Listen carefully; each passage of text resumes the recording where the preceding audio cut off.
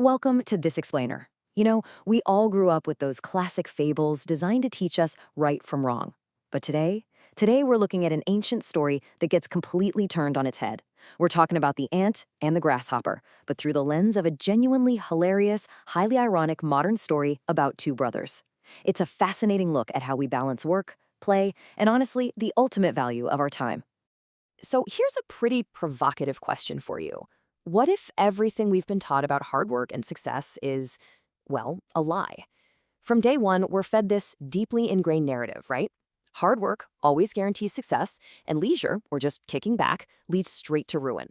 But as we unpack the sources today, we're going to see that human experience, philosophy, and even pop culture suggest the reality is way more complicated and a whole lot more interesting. Let's do a super quick recap of the classic archetypes Aesop laid out way back around 600 BC. On one side, you have the ant. Industrious, prudent, entirely focused on delayed gratification. The ant works all summer storing food. Then you've got the grasshopper. Idle, joyful, living entirely in the moment. Literally singing the summer away. And we all know the classic ending, right? Winter hits, the grasshopper starves, begs for food, and the ant coldly shuts the door. The moral is crystal clear. Work today to eat tomorrow. But, this dynamic gets so much messier when applied to real life. In 1924, the writer W. Somerset Maugham perfectly reimagined this fable in a short story about the Ramsay brothers. Take George. George is the ultimate ant. Respectable lawyer, family man, saving every penny for retirement, but he's stressed out and aging fast. Then there's his brother Tom. Tom is our grasshopper. One day, Tom just abandons his job and family. He's incredibly charming, constantly borrowing money, and mysteriously, he looks about 10 years younger than he actually is.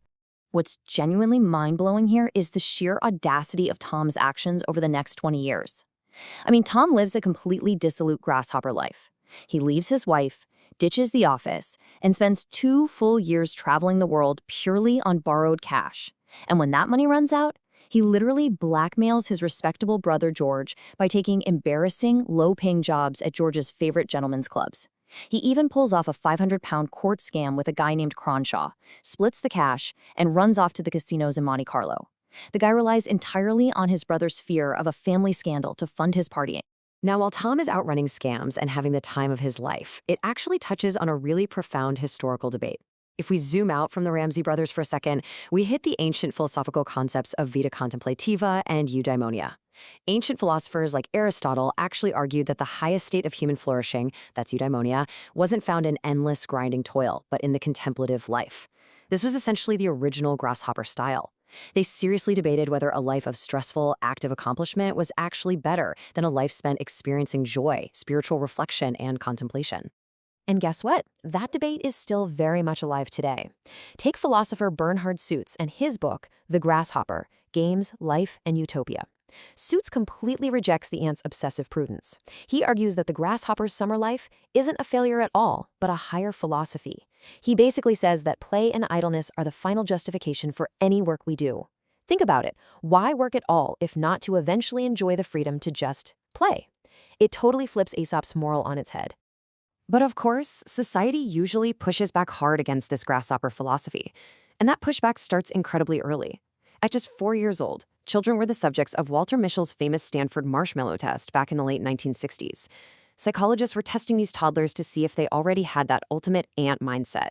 The setup was simple. Eat 1 marshmallow right now, or wait alone in a room for a few minutes and get 2 marshmallows later. The results from this were absolutely staggering. The kids who managed to resist the marshmallow, who delayed their gratification just like the ant storing winter food, saw incredible long-term benefits. Fast forward 15 years, and those 4-year-old ants had higher SAT scores, much better stress management, greater concentration, and really advanced planning skills. It basically cemented the idea that the ant mindset literally predicts your future success, which heavily reinforces that classic Protestant work ethic we're so familiar with. However, there's a dark side to this. That relentless drive for the future creates its own modern crisis. It leads to severe burnout, or what's often called the hustle trap and present shock. By constantly acting like ants, we've become paralyzed in this fast-paced, hyper-competitive race. Our sources even mention a straight-A Stanford student who was so completely burned out by the relentless paper chase that he just dropped out and went to farm in rural Humboldt County just to get his sanity back. That constant pressure to always delay gratification, it can leave us chronically anxious, causing us to miss out on the joy of the present moment entirely. So, what exactly happens when the metaphorical winter actually arrives? This brings us to a highly practical question facing society today. Should the ant help the grasshopper? When retirement age hits, the contrast between those who diligently saved and those who sang the summer away becomes super stark. It goes from being a cute little fable to a massive, universal human dilemma about charity, personal responsibility, and compassion. Our sources highlight this tension beautifully through what's called the retirement dilemma. You've got the ants on one side who have diligently stashed away their acorns in their underground burrows for decades. On the other side, the grasshoppers are facing a harsh winter with a totally empty bank account. And this creates massive tension, not just within families where siblings suddenly have to decide whether to bail out their broke relatives, but for governments too. Policymakers are constantly wrestling with complex, challenging decisions on how to allocate resources between those who prepared and those who didn't. It's a real dilemma with absolutely no easy answers. Which brings us right back to Somerset Maugham's tale of the Ramsay brothers, and oh man, you are going to love this twist ending.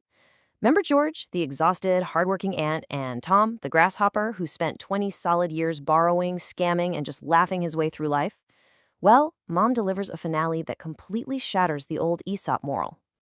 Get a load of the grasshopper's shocking payoff. Tom, lazily coasting through life, just happens to marry a wealthy older woman.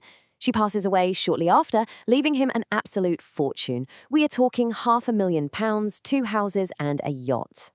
And George, the diligent, rule-following, play-it-safe ant, is left looking old, tired, and deeply, deeply frustrated. His brother miraculously won the game of life through sheer luck and charm, while George's hard work only yielded stress. The absolute best part is captured perfectly in this quote from the story. The narrator cannot help bursting into laughter at this twist of fate. Mom completely refuses to moralize here. He just embraces the sheer irony of it all. He shows us that life simply doesn't always follow that neat, simplistic equation of hard work equals happiness and idleness equals suffering. Sometimes the grasshopper wins, and honestly, it drives the ants absolutely crazy. You know, pop culture has actually been trying to figure out this debate for decades. Take Disney. Back in 1934, they released an animated short where the grasshopper is saved from the winter, but he's forced to play his fiddle to earn his keep. They essentially turned his play into labor for the ants. But fast forward to 1998 with Pixar's A Puck's Life, and things really evolve. The main character, Flick, completely collapses this binary. He's an ant, sure, but he's a misfit who injects imagination and creative play right into the daily grind. Flick's journey gives us this idea of the networked ant colony, which is actually a beautiful model for our modern lives. This colony completely rejects meaningless drudgery. Instead, it embraces collaborative teamwork. And most importantly, it uses play as a catalyst for innovation. The ants use Flick's crazy inventions not just to work faster, but to celebrate together. It transforms work into genuine purpose. It teaches us that we don't actually have to choose between being a miserable, stressed-out ant or a starving grasshopper. Play and work can actually fuel one another. So that brings us to a final, crucial question I want to leave you with today. Are you sacrificing today for a tomorrow that isn't even guaranteed? Or are you playing today at the cost of your future? It is the ultimate balancing act of the human condition, right? Finding that sweet spot between the ant and the grasshopper is really the true challenge of a life well lived. Take a little time to rethink your own work-life balance today. Thanks so much for joining me on this explainer, and I'll see you next time.